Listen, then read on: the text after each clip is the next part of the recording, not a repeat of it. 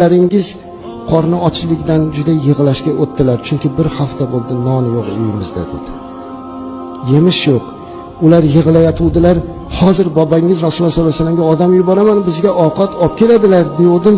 Ular xursand bo'lib uxlab qoldilar dedi. Qarasilar, nabiralari bir-birlarini quchoqlab shiringina bo'lib uxlab yotardilar.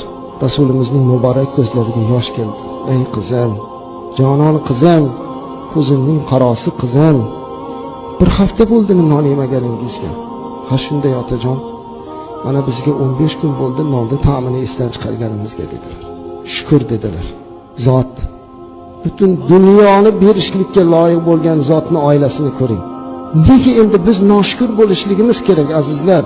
Dasturxonimizga bir qaraylik-da, yashash sharoitimizga bir qaraylik-da, Rasulimizning qizlarini uylariga mehmon bo'laylik-da, xulosa chiqaraylik.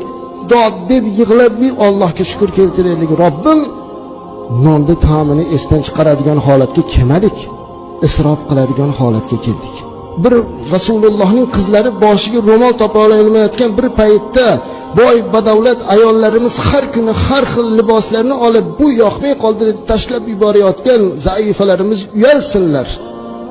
Eri har mavsumga modasiga muvofiq kiyim olib bermaganligi uchun erini tanqid qilayotgan ayollar yig'lasinlar. Uyiga borib otasiga, otajon, kuyovingiz meni boqa olmayapti, puli yo'q, noni yo'q degan ayol boshini devorga urib yig'lasinki, Fatima qizlari shunda ham Rasulullohga shikoyat qilmadi, balki yolg'onchi bo'lib qolishlikdan qo'rqdi.